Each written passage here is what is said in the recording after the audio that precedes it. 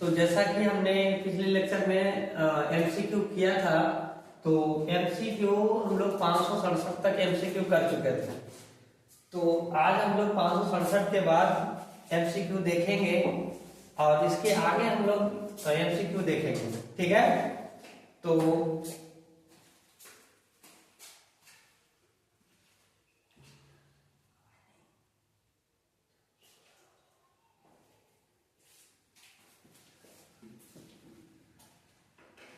आज हम लोग जो है एमसीक्यू 567 के बाद देखेंगे। सबसे पहला टॉपिक हम लोग देखते हैं आज solution billion. Chapter by chapter हम लोग पढ़ेंगे और इसको समझेंगे। तो चैप्टर बाय चैप्टर में सबसे पहले मेरा बिलियन है, बिलियन टॉपिक है। तो उस टॉपिक को हम लोग ध्यान से समझेंगे और बनाने की कोशिश करेंगे। इसका जो है ये बिलियन टॉपिक है, सॉल्यूशन है। ये 12th क्लास का जो है सेकेंड चैप्टर है। 12th क्लास का ये सेकेंड चैप्टर है सॉल्यूशन। तो बारी बारी से हम लोग देखेंगे आज और समझेंगे। सबसे पहला फर्स्ट क्वेश्चन है कि मोलरता को व्यक्त किया जाता है। मोलरता को व्यक्त किया जाता है तो मोलरता जो होता है डिपेंड करता है, मोलरता जो है आयतन पर निर्भर करता है। तो नीचे आयतन होगा और ऊपर क्या होगा, मोल। तो इसका जो मात्रक होगा मोल, और आयतन के लिए लीटर होता है तो मोल लीटर इनवर्स, नीचे से ऊपर भेजेंगे इसका तो मोल ही होगा, तो मोल लीटर इनवर्स। तो ऑप्शन नंबर कौन सा जाएगा, ए जाएगा। तो ये ऑप्शन मोल प्रति लीटर बोलो या लीटर इनवर्स बोलो, एक ही बात है। मोल प्रति लीटर बोल दो या लीटर इनवर्स। चलिए दूसरा सेकंड क्वेश्चन है कि मोलरता को, मोलरता जो है, ठीक है, सेकंड क्वेश्चन है कि मोलरता जो है, मोलरता को व्यक्त किया जाता है। तो मोलरता को मोलरता को व्यक्त किया जाता है। मोलरता जो द्रव्यमान पर निर्भर करता है। मोलरता किस पर है, द्रव्यमान पर निर्भर करता है, द्रव्यमान पर निर्भर करेगा, मास पर। तो मोलरता को स्मॉल एम से डिनोट करेंगे, तो ये मोल होगा ऊपर और नीचे केजी हो जाएगा। तो मोल प्रति केजी होगा, तो आंसर नंबर ए जाएगा, मोल प्रति केजी। तो ये मोल पर केजी होगा आंसर में, मोल पर केजी। तो ये ऑप्शन आपका जाएगा मोल पर केजी। ठीक है जी, मोल पर केजी, मोल पर केजी, मोल पर केजी इसका ऑप्शन जाएगा। ठीक है, चलिए नेक्स्ट हम लोग चलते हैं। तो तीसरे वाले क्वेश्चन में क्या कह रहा है कि यदि विलायक के 1000 ग्राम में ग्लूकोज का 18 ग्राम उपस्थित है तो घोल को कहा जाता है। तो देखो विलायक में 1000 ग्राम में ग्लूकोज का 18 ग्राम उपस्थित है, तो ग्राम में ग्राम ही है तो उसको बोलते हैं मोलल। क्या बोलेंगे, मोलल। मोलर नहीं बोल सकते हैं, ना ही मोलर, ये भी मोलर ही है, ये भी मोलल है, मोलल, और ये भी क्या है, मोलल है। तो याद रखना 1000 ग्राम में 18 ग्राम। अब ऑप्शन में कौन है, 0.5 है कि 1 है, तो हम लोग ध्यान देंगे। 18 ग्राम ग्लूकोज है, 18 ग्राम ग्लूकोज है। तो यहाँ पर हम लोग लिखेंगे स्मॉल एम बराबर में डब्ल्यू बी इंटू 1000 और बाई में W A into 1 litre. Sorry, ये कितना है लीटर, कितना ग्राम, 1000 ग्राम। 1000 ग्राम मतलब 1 केजी, 1 केजी को 1000 ग्राम बोलते हैं। अब यहां से अगर हम लोग देखते हैं तो डब्ल्यू ए विलायक है, विलायक का कितना वैल्यू गिवन है, 1000। ठीक है जी, 1000। तो जैसे हम लोग बनाने की कोशिश करेंगे, हम इधर बना रहे हैं ग्लूकोज, ग्लूकोज 18 ग्राम उपस्थित होता है तो घोल को कहा जाता है। तो घोल को हम बोलेंगे 18 ग्राम, 18 × 90, 0.5 मोलर बोलेंगे। क्या बोलेंगे, 0.5 मोलर। डी ऑप्शन चला जाएगा इसमें। ठीक है जी। अब यदि क्वालिटेटिव प्रॉपर्टीज को डाइल्यूट सॉल्यूशन डिपेंड अपॉन, मतलब किसी तनु घोल का अनुसंख्या गुणधर्म निर्भर करता है। तो याद रखना किसी किसी एक सॉरी ये रॉन्ग हो गया, एक सेकेंड 0.1 मोलल बोला है ना, हाँ 0.1 मोलल कैसे आता है वो ध्यान से देखिएगा। यदि किसी विलायक के 1000 ग्राम, तो याद रखना स्मॉल m बराबर होता है WB इंटू 1000, ठीक है, और बाई में MB WA इंटू में जो है WA MB इंटू WA होता है। अब यहां पर इस पे पुट करो वैल्यू को, इसको वैल्यू को पुट करो। WB तुम्हारा कितना है,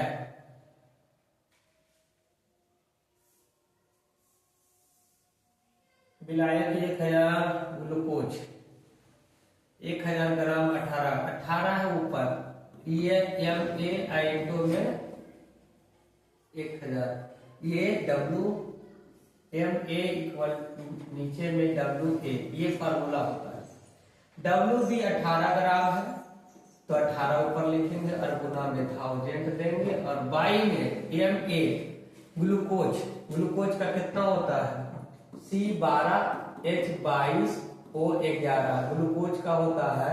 तो इसका मॉलिक्यूलर मास निकाल लेते हैं हम लोग, क्या होगा, एक कार्बन का परमाणु संख्या परमाणु भार होता है 12, तो 12 कार्बन का बराबर है 44 से 144, और प्लस एक हाइड्रोजन का होता है एक, तो 22 का तो होगा 22, और एक ऑक्सीजन का होता है 16, तो 16 गुना 11 करेंगे, 11 6 66 का 6, 11 का 11 6 17 176, इसको तीनों को जोड़ो, 6 2 8 4 12, तो 342 आएगा। कितना आएगा 342, तो 342 और गुना में ये कितना ग्राम है 1000 ग्राम, ये फॉर्मूला में है 1000, और नीचे से 1 से कट जाएगा। अब इसको काटो, 3 से काट दो तो 3 से कटेगा, 3 से कट जाएगा, 3 6 18, 3 से इसको काटो तो 3 इकाई 3 और 3 इकाई 3 और 3 चौक 12, 6 बाई 114 है। अब और कटेगा क्या, अब कटेगा तो 2 से कट जाएगा, 2 3 6, 2 से काट दो, 2 5 10 और 2 7 54। अब 3 से कटेगा तो 3 इकाई 3 9 27, 1/19 आया, 1/19। अब 19 से भागा दे दो 1 में तो 0 पॉइंट, ठीक है, 0 पॉइंट कितना बार में लगेगा 0.19 5 95, इतना आया मोलर। अर्थात इसमें से जो है ऑप्शन ये गलत है, इसलिए बी ऑप्शन यहाँ पर रॉन्ग चला जाएगा, बी जाएगा रॉन्ग, यहाँ पर ये रॉन्ग आंसर जाएगा। 0 पॉइंट पहले भी बोल रहे थे, और ये भी रॉन्ग है क्योंकि 0.05 19 5 95 होता है ना, तो समथिंग में राउंडिंग ऑफ में क्या लिखेंगे 0.05 आंसर होगा मोलल में, ठीक है जी, ये आंसर जाएगा। इसमें से कोई भी ऑप्शन नहीं होगा, इसमें से कोई भी ऑप्शन नहीं होगा, याद रखना। चलिए इसका 3 का जो है ये आंसर बनाया है, तो ये वाला टिक कर लेना। किसी तनु घोल का अनुसंख्या गुणधर्म निर्भर करता है, तो अनुसंख्या गुणधर्म जब भी निर्भर करेगा तो विलेय के कणों के ऊपर डिपेंड करेगा, विलेय के कणों के ऊपर निर्भर करता है, कणों के संख्या पर निर्भर करेगा, विलेय के कणों की संख्या पर निर्भर करेगा जो अनुसंख्या गुणधर्म है। अब नेक्स्ट में अगर देखा जाए तो किसी प्राशनन दाब या किसी विलयन के प्राशनन दाब को किस संबंध से व्यक्त किया जाता है, तो प्राशनन दाब को का फॉर्मूला होता है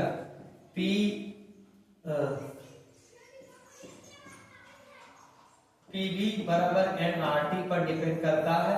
एनआरटी का मतलब है पीवी पाई भी या पीवी बराबर सीआरटी भी लिख सकते हैं इसको। तो क्या है यहाँ पर एन बाई भी को सी कहते हैं। तो यहाँ पर ऑप्शन में चला जाएगा पाई बराबर सी आर टी की बोलते हैं इसको, पाई बराबर सी आर टी, यही रियल फार्मूला होता है। ऐसे हम बता देते हैं पीवी बराबर एनआरटी होता है ना।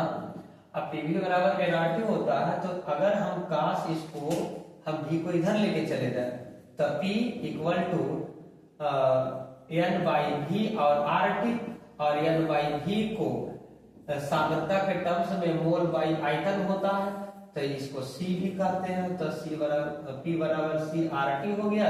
अब P को क्या रिप्रेजेंट करेंगे पाई, अब पाई बराबर सी आर टी बोलते हैं। तो यही आपका फार्मूला निकल के आया, पाई बराबर सी आर टी। तो C को नीचे ले आओ तो पाई बाई सी और आर टी हो जाएगा इक्वल टू में, आर टी हो जाएगा इक्वल टू में। तो ये आपका ऑप्शन चला जाएगा सी। ठीक है, कौन सा ऑप्शन जाएगा सी। तो ये 6 नंबर हम लोग कंप्लीट कर लिए हैं। नेक्स्ट अगर हम लोग चलते हैं वांट्स ऑफ गुणांक की बात किया जाए तो वांट्स ऑफ गुणांक कैसे निकालते हैं ये ध्यान देना। जैसे आपको कैल्शियम CaNO3 का होल ट्वाइस है, ठीक है, इसका वांट्स ऑफ गुणांक पूछेगा तो कैल्शियम पर 2 प्लस होता है, NO3 पर 1 माइनस होता है। ठीक है जी, तो इन दोनों का पावर को ऐड कर देना है, पावर को ऐड करके 2 प्लस 1 लिखेंगे, टोटल कितना आया 3, और 3 आया तो वांट्स ऑफ गुणांक इसका कितना आ गया 3 आ गया। कौन ताप द्वारा प्रभावित नहीं होता है तो ताप द्वारा होता है मोलरता प्रभावित, मोलरता नहीं होता है, नॉर्मलता होता है और फॉर्मलता होता है। ये ताप से प्रभावित हो जाता है, लेकिन कौन नहीं कर रहा है तो आपका ऑप्शन होगा मोललता, जिसको इंग्लिश में मोलालिटी बोलते हैं।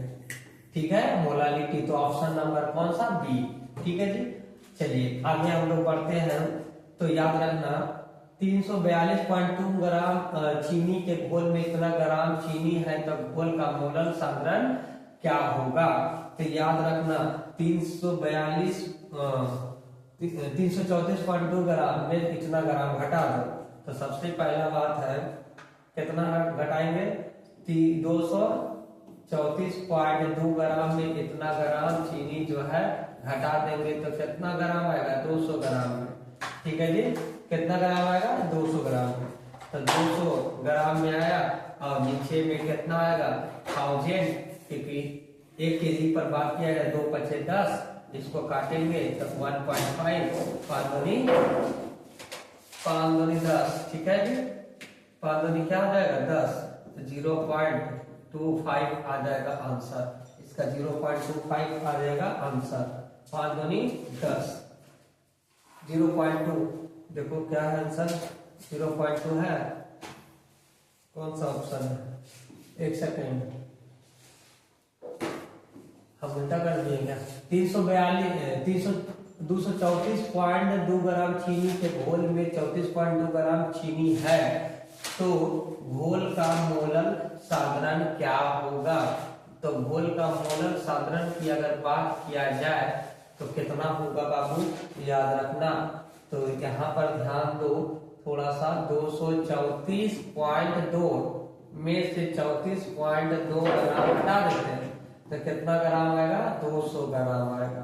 ठीक है जी, तो 200 ग्राम आएगा तो इसको ऊपर 200 ग्राम होगा और इंटू में नीचे में कितना 1000 आएगा और यहाँ पे टोटल 200 है ना, तो 5 2 बजे 10। ठीक है, 2 बजे 10। ठीक है, हाँ इतना है ना। तो ये आपको लिखेंगे 1000 ऊपर, क्योंकि 1000 पूरा ग्राम में से और नीचे कितना है 200 ग्राम। ठीक है, 200 ग्राम पॉइंट हटा ना तो 1 0 लगेगा ना, तो 1 0 ऊपर लगेगा तो 2 बचे कितना आएगा 10, सॉरी पॉइंट हटा तो नीचे 10 ना आएगा तो 10 नीचे लिखेंगे। अब ये पॉइंट 5 बटा कितना आएगा 10, तो इसको भागा देंगे तो 0.5 ये ग्राम में आ जाएगा, इतना आ जाएगा आपका आंसर। देखो कि टोटल 1000 ग्राम है। ठीक है जी, इसको हटाएंगे तो इसको हटाएंगे जैसे तो कितना आएगा, एक जीरो नीचे, और नीचे कितना है 200 ग्राम है, तो 200 से 2 जीरो खत्म, 10 से 10 खत्म, तो 1/2 का मतलब कितना 0.5 आ गया। तो इतना आपका आंसर आ जाएगा। ठीक है जी, तो ऑप्शन नंबर कौन सा चला जाएगा, ऑप्शन नंबर आपका जो है बी चला जाएगा 0.5। पहाड़ों पर जल का क्वथनांक कम हो जाता है क्योंकि पहाड़ों पर वायुमंडलीय दाब क्या होता है, कम जाता है। वायुमंडलीय दाब क्या हो जाएगा, कम जाएगा, वायुमंडलीय दाब कम जाता है। ठीक है,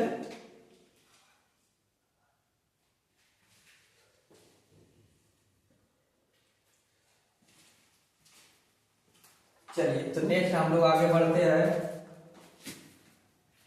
आगे हम लोग बढ़े तो क्या मिलेगा, निम्नलिखित में कौन समीकरण प्रासरण दाब को प्रदर्शित करता है। तो पी, यहाँ पर आपको समीकरण तो लिख के हम बता ही दिए थे, फिर भी लिख देते हैं P बराबर CRT होता है। अब बताओ P बराबर CRT कहाँ है, P बराबर CRT यही है, तो ऑप्शन नंबर ए होगा। P बराबर CRT या पाई बराबर CRT दोनों एक ही बात है, क्योंकि प्रासरण दाब को या तो पाई से डिनोट करेंगे या तो P से डिनोट करेंगे। ठीक है जी, अब नेक्स्ट आगे हम लोग बढ़ते हैं। अर्धपराग में झिल्ली के द्वारा प्रासरण की क्रिया निकल पाता है, तो किसके कण निकलते हैं, विलेय के कण, जटिल यौगिक के कण, सिंपल आयन साधारण आयन के कण, विलायक के कण। तो याद रखना, अर्धपराग में झिल्ली के द्वारा विलायक के कण जो है निकल पाते हैं, विलायक के कण, किसके कण, विलायक के कण, ऑप्शन नंबर बी चला जाएगा। ठीक है जी, अब यहाँ पर आ जाओ, यहाँ पर कह रहा है 14 नंबर क्वेश्चन में व्हाट्स आर फैक्टर ऑफ, मतलब 0.1 MbANO3 का होल ट्वाइस होल का व्हाट्स आर गुणक कितना है, तो विघटन वियोजन का स्तर बताना है तुम्हें।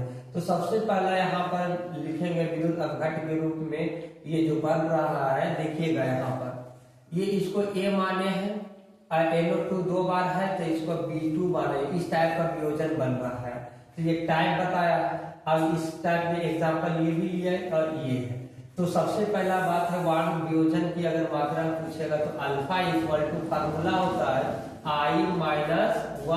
I-1 और बटा 2 होता है, ये फार्मूला होता है I-1 और बटा 2। तो I में वाट्स ऑफ गुणांक का वैल्यू दिया हुआ है, कितना है बाबू 2.74 दिया हुआ है। अब -1 कर देंगे और बटा में 2 करेंगे, तो जैसी करेंगे तो ये 2 में से 1 घटा दो तो 1.74 आएगा और बटा में कितना 2। अब इसको जैसी करेंगे हुआ तो हम इसको काटने की कोशिश करते हैं, तो इसको तो काट उठ लाएंगे तो यहाँ पर आएगा 87, कितना आएगा 87। इसको परसेंट में अगर बताएंगे तो ये 87% आएगा, 0.87 आएगा, समझे। तो 0 इसको हटाएंगे, पॉइंट हटेगा तो नीचे 100 आएगा, मतलब 100% के रूप में लिखेंगे तो इसको क्या लिख सकते हैं हम लोग 0.87 होगा, और इसको लिखने का तरीका 87%, कितना परसेंट 87%। तो ऑप्शन नंबर बी चला जाएगा 87%। 5% सोल्यूशन ऑफ केन शुगर, मतलब केन शुगर के 5% घोल X के 1% घोल के साथ आइसोटोनिक है, तो X का अनुभार पूछा है। तो याद रखना 5% के लिए अगर बात कर रहा है तो 5% के लिए फार्मूला हम लोग लिखेंगे। इसमें दो चीजें, केन शुगर है और घोल X पदार्थ का 1%। तो सबसे पहले फार्मूला बनाते हैं क्या, W1/M1 into V1 equal to W2/M2 into V2। अब जहां जहां जिसका जो वैल्यू है उसको पुट कर दो। 5% है तो इसको 5 ग्राम मानेंगे, और M1 इसका केन शुगर का होगा 342 तो 342, और गुना V1 कितना है प्रतिशत है तो 100 ml मान लो तो 100 मान लेंगे इक्वल टू, ठीक है। W2 तुम्हें कितना है 1% है तो M2 पदार्थ है, कौन सा पदार्थ है पता नहीं है तो M2 को M2 ही रहने दो, और वॉल्यूम दोनों के लिए 100 था तो 100 ही रहने दो। अब यहाँ पर हम लोग कर देंगे, इसको काट देंगे, इसको काटेंगे। अब जैसे हम काटेंगे तो M2 इधर मतलब इसको इधर, तो क्या हो जाएगा m2 इक्वल टू क्या हो जाएगा 342 और बटा में 5, अब 5 से काटेंगे ना तो 68.4 ग्राम पर मोल आ जाएगा, 68.4 ग्राम पर मोल आ जाएगा। 5 से भागा दे दोगे तो इतना आ जाएगा, तो ऑप्शन नंबर बी चला जाएगा यहाँ पर। ठीक है जी, तो इस तरीके से हम लोग जो है 15 तक सॉल्व कर लिए हैं। एक घोल जिसका प्राथमिक दाब 300 केल्विन पर इतना है तो वायुमंडलीय दाब कितना होगा, जरा ध्यान से देखिएगा। वायुमंडलीय दाब की बात अगर कर रहा है तो यहाँ पर देखना है पाई, अच्छा घोल का सामरण पूछा है। हम जानते हैं ना कि PV बराबर nRT होता है, और याद रखना एक फॉर्मूला में C बराबर होता है N/V। C बराबर क्या होता है N/V। तो जरा इसको नीचे उतार दो तो P इक्वल टू या पाई लिख दो, पाई और V बराबर nRT, और यहाँ से V नीचे ले आओ तो पाई बराबर CRT होगा, और C अगर निकालना चाहेंगे तो पाई बाई RT होगा। अब यहाँ से अगर बात किया जाए मोलर सावरण R, पाई का वैल्यू गिवन है, पाई का वैल्यू दिया गया है इतना 0.0821, और बाई R का भी वैल्यू एक स्थिरांक, इसका भी वैल्यू 0.0821 ही होता है, मोल लीटर इनवर्स होता है समथिंग में। तो यहाँ पर अगर बात हम कर लेते हैं तो R का भी वैल्यू 0.0821 होता है, और गुना में 300 केल्विन होता है। अब इसको काटेंगे तो ये दोनों कट जाएगा बाबू, अब कटेगा 1/300, अब 1/300 का मतलब होता है 0.033 m आता है। एक वो इसमें 0 एक्स्ट्रा है इसलिए हटा देंगे, इसका आंसर आएगा 0.033 m आएगा मोलर सान्द्रण। ठीक है, तो इस तरीके से ये ऑप्शन नंबर डी चला जाएगा, इसका कौन सा डी।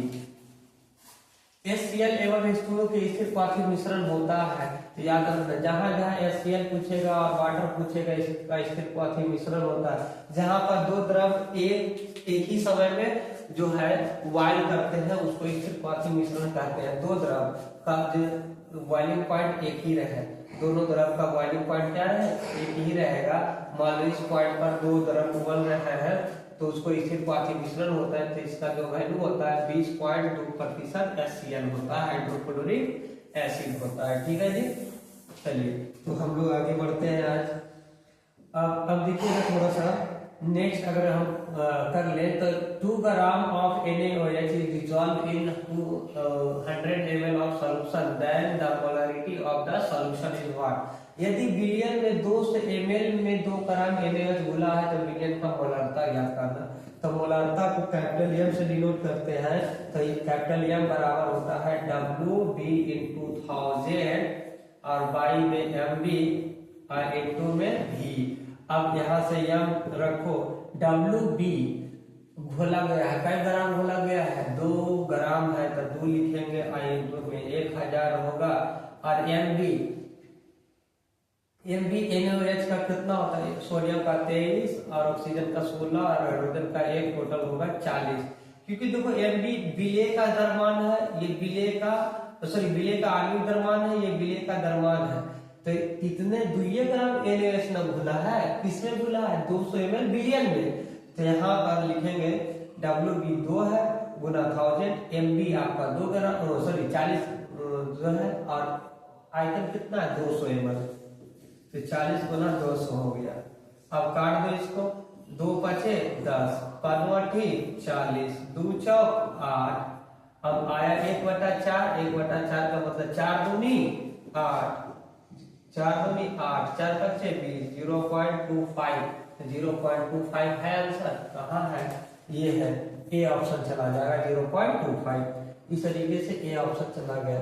एनटीपी पर कोई भी गैस 1 मोल का आयतन 22.4 लीटर होता है। एनटीपी पर, एनटीपी का फुल फॉर्म होता है नॉर्मल टेम्परेचर एंड प्रेशर।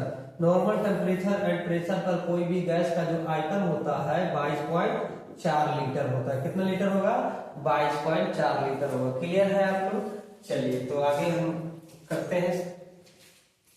हम लोग अब 20 नंबर क्वेश्चन को देखा जाए। 20 नंबर में क्या कहता है? निम्नलिखित में किसका हिमांक अवनमन अधिकतम होगा? तो हिमांक अवनमन की बात किया जाए कैसे निकाला जाता है? तो NaCl में Na पॉजिटिव और Cl नेगेटिव, 1 माइनस 1 प्लस, कितने आयन? 2 आयन। तो टोटल आयन की संख्या 2 हो गया।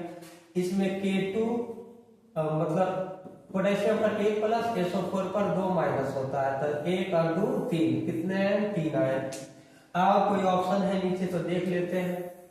यहाँ पर यूरिया टूटता ही नहीं, ग्लूकोज नहीं टूटेगा, तो इसका 0 आयन होगा, इसका भी 0 आयन। तो सबसे ज्यादा इसका आयन होगा +3, तो आंसर आपका कौन जाएगा? ए चला जाएगा। ठीक है, क्लियर है आप लोग? हिमांक अवनमन निकालने के लिए आप निकाल सकते हैं ऐसा। निम्नलिखित में कौन अनुसंख्यक गुणधर्म नहीं है? तो याद रखना, अनुसंख्यक गुणधर्म 4 होते हैं। वास्तव के सापेक्षिक अवनमन, हिमांक का जो है अवनमन, और क्वथनांक का उन्नयन, और एक होता है प्रासरण दाब। तो यहाँ पर डिप्रेशन ऑफ फ्रीजिंग पॉइंट हिमांक का अवनमन है। रिलेटिव लोबरिंग ऑफ वेपर प्रेशर वास्तव के सापेक्षिक अवनमन और क्वथनांक का उन्नयन है। ये 3 है। इसका क्वथनांक का उन्नयन, इसका हिमांक का अवनमन, और ये वास्तव के सापेक्षिक अवनमन। ये 4 टाइप का अवनमन है, मतलब 3 टाइप का। और ये प्रकाशीय एक्टिविटी है, प्रकाशीय सक्रिय होता है, जो हमारा प्रासरण अनुसंख्यक गुणधर्म नहीं है। तो डी ऑप्शन चला जाएगा। अब आ जाओ, मोल अंश के लिए कौन सही है? मोल अंश का मान कभी भी 1 से बड़ा नहीं हो सकता है। 1 के बराबर हो जाएगा लेकिन बड़ा कभी नहीं होगा। और 0 से जब भी रहेगा तो बड़ा ही होगा। कभी भी मोल प्रभाज का मान माइनस में नहीं हो सकता। कभी भी मोल प्रभाज का मान 1.2 नहीं हो सकता, 1.5 नहीं होगा। तो 1 से बड़ा नहीं होगा और ना ही 0 से छोटा होगा। तो ये ऑप्शन कौन सा है? 1 से बड़ा जो है नहीं हो सकता है, या इक्वल हो जाएगा लेकिन बड़ा नहीं, और 0 से बड़ा जरूर होगा। तो ऑप्शन नंबर कौन सा जाएगा? सी जाएगा। ठीक है, क्लियर है आप लोग? ऑप्शन नंबर कौन सा जाएगा? सी चला जाएगा। यदि n विलेय के मोलों की संख्या, n विलाय के मोलों की संख्या है तो विलेय का मोल अंश क्या होगा? सबसे पहला छोटका n जो है विलेय है, तो विलेय मोलों की संख्या, बड़ा n विलायक है, तो कहता है विलेय के मोलों की संख्या। जिसको बोलेगा उसको ऊपर रखेंगे और y में बड़का प्लस छोटका। तो ऑप्शन नंबर कौन सा है? n plus n। तो बी ऑप्शन चला जाएगा। जिसको बोलेगा ऊपर रखेंगे। अगर यहाँ पर विलायक बोलता तो बड़े वाले को ऊपर रखते और बड़का प्लस छोटका जोड़ के नीचे लिख देते। ठीक है जी। तो यहाँ से हम लोग देख लेंगे। आज हम लोग फिर नेक्स्ट देखेंगे 24 नंबर। 100 ml सोडियम हाइड्रोक्साइड के विलयन में नॉर्मलता ज्ञात करें जो 4 ग्राम NaOH को रखता है। 4 ग्राम NaOH को रखने वाला नॉर्मलता 100 ml विलयन में पूछा है। तो 100 ml विलयन में जैसे अगर डालेंगे, नॉर्मलता की बात कर रहा है, तो नॉर्मलता की अगर बात किया जाए तो 4 ग्राम जो है NaOH है। कितना ग्राम है? 4 ग्राम। NaOH 4 ग्राम है, इसकी नॉर्मलता पूछेगा आपसे। तो कितना ml विलयन में डाला है? तो 100 ml विलयन में डाला है। तो 100 ml विलयन में 4 ग्राम NaOH की नॉर्मलता ज्ञात करना है। तो यहाँ पर 4 ग्राम जैसी बोलेगा तो इसका नॉर्मलता 1 के बराबर होगा, क्योंकि 100 ml विलयन में डाला गया है। ठीक है, इसका कॉन्सेंट्रेशन 1% होता है, इसलिए ऑप्शन 1 चला जाएगा। नहीं तो इसको फॉर्मूला बेस भी है, उसको बना के देखिएगा तो आ जाएगा आपका। 500 ग्राम पानी में 18 ग्राम ग्लूकोज। 500 ग्राम पानी में 18 ग्राम क्या है? ग्लूकोज है। तो विलयन की मोललता ज्ञात करना है। चलिए, अच्छी बात है। विलयन का मोललता कितना आएगा? सबसे पहले विलायक है, 500 ग्राम पानी है। 500 ग्राम पानी को हम लोग WB कहेंगे। WB बराबर 500 ग्राम है। ठीक है, सॉरी 500 ग्राम है ना, तो एम ए कहेंगे 500 ग्राम हो गया। कितना ग्राम ग्लूकोज है 18, तो डब्ल्यू बी बराबर 18 ग्राम। कौची है तो ग्लूकोज है। ग्लूकोज का सूत्र क्या होता है C6H12O6 ग्लूकोज है। तो इसका कितना होता है ग्लूकोज का 12 छक 72 और प्लस में 12 और प्लस में 16 छक 96, अर्थात अगर जोड़ेंगे तो 6 2 8 2 10 के 0, 6 2 8 2 10 के 0, 9 1 10, 10 और 7 17, 1 18 180। ठीक है, 6 2 8 2 10 के 0, 9 1 10, 7 17 1 18 180। तो यहाँ पर जो आपका आया WBMA आ गया।